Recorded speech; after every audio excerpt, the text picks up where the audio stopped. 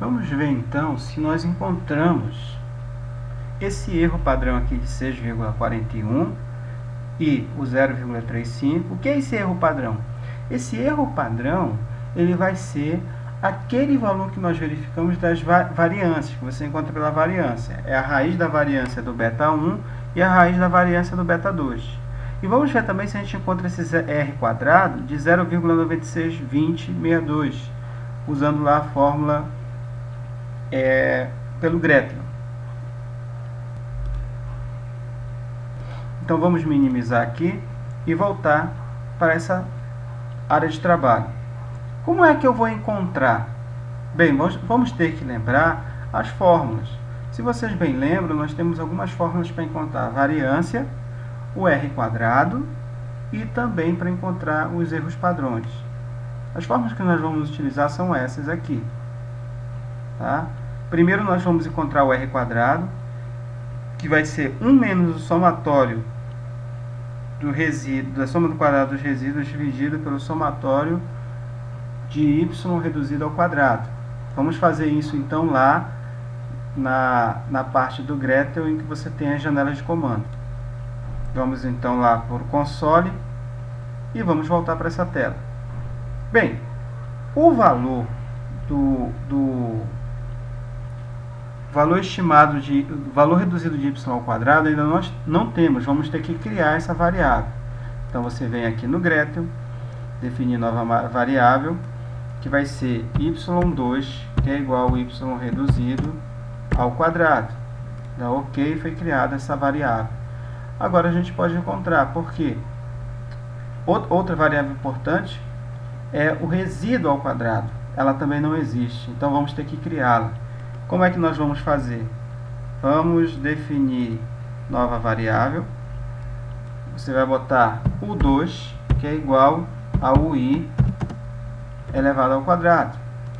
E foi criada a variável resíduo ao quadrado.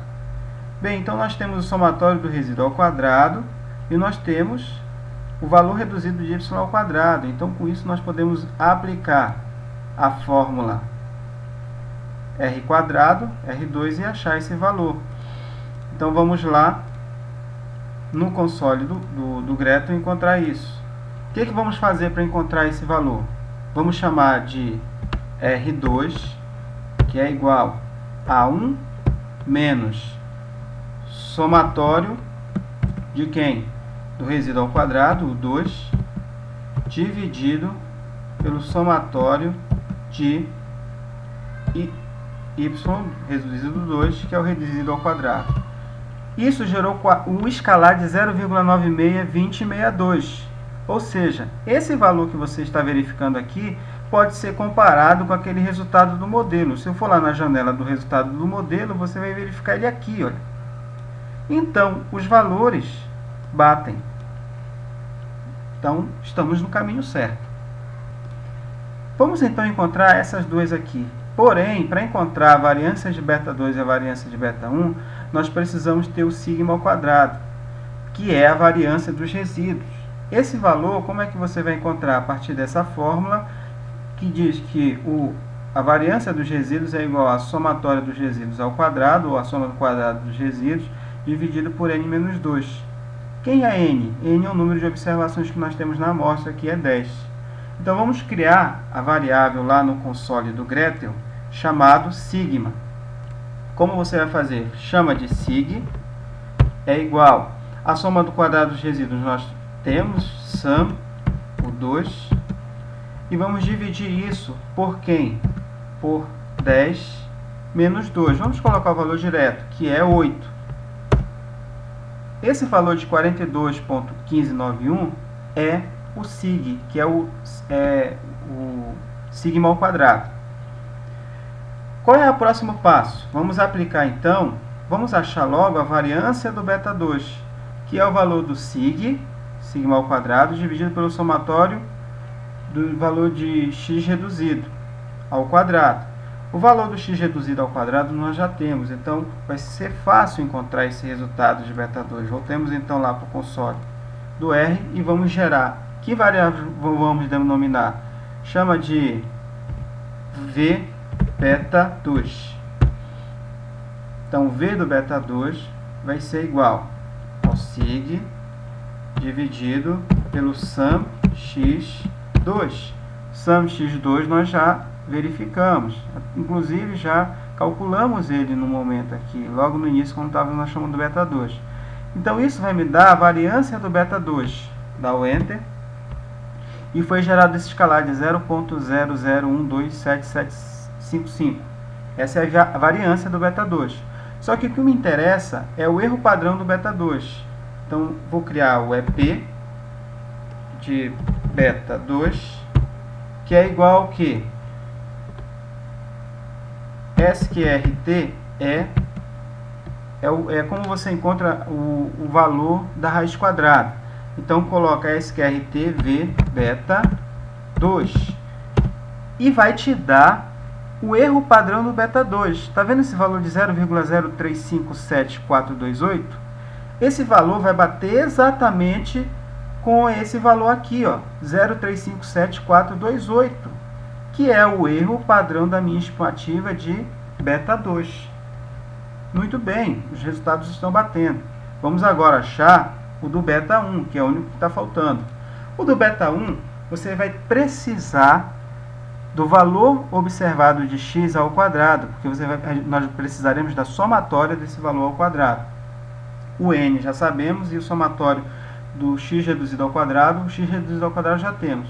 E o sig também nós calculamos. Então, vamos botar lá no console do R, quem? A variância do beta 1. Então, V beta 1 vai ser igual. Na verdade, o V beta 1, desculpa, não vai poder ser feito ainda. Você tem que calcular, criar uma nova variável, onde essa nova variável vai representar o quê? O x, caixa alta 2, que é igual ao x, caixa alta, elevado ao quadrado. Vou precisar desse valor aqui, porque depois vou ter que achar o somatório dela. Então, voltando lá para o console, V beta 1 vai ser igual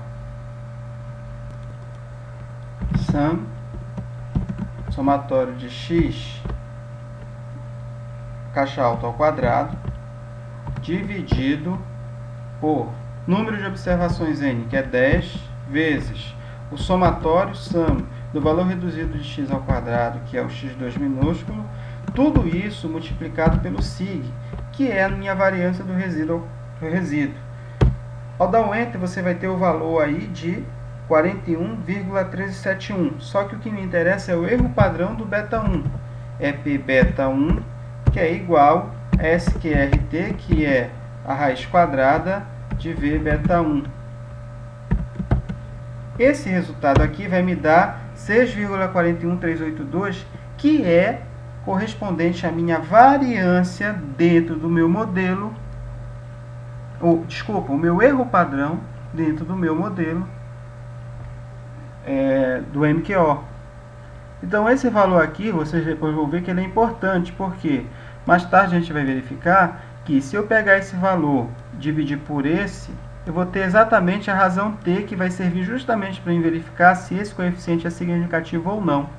Que vai me dizer essas três estrelinhas aqui, que é significativo a 1%. Mas isso vai ficar para a próxima. É só isso que a gente teria que ver, passo a passo, como calcular esses elementos importantes do modelo de regressão linear simples. Mas vamos interpretar o modelo. Isso aqui é muito importante, é essencial. Que vem a análise do economista, que te diferencia do estatístico.